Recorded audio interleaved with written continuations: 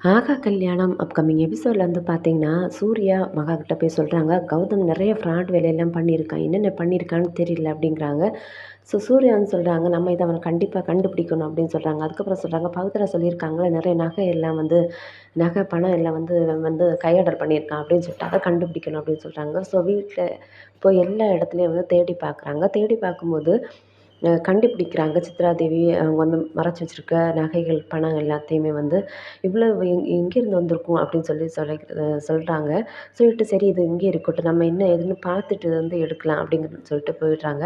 அதுக்கப்புறம் வந்து பார்த்தீங்கன்னா, அவங்க கம்பெனி முன்னாடி வந்து ஒரே ஆள் கூட்டமா இருக்கு. என்னன்னு விசாரிக்கும்போது, "நாங்க வந்து உங்க கம்பெனிய நம்பி வந்து நெறைய இன்வெஸ்ட் பண்ணியிருக்கோம். நாங்க நகை, பணம் எல்லாமே வந்து நெறைய முதலீடா போட்டுருக்கோம்." அப்படின்னு சொல்றாங்க. அத வந்து இப்ப வந்து அ தரமாட்றாங்க, ஏமாத்துறாங்க. அந்த மாதிரி வந்து மக்கள் வந்து சூர்யாகிட்ட சொல்றாங்க. இத கேட்குற சூர்யா வந்து ரொம்ப ஷாக் ஆகி நிக்கிறாரு. என்ன பண்றதுன்னு தெரியாம. இதோட இந்த ப்ரோமோ முடிஞ்சிருக்கு.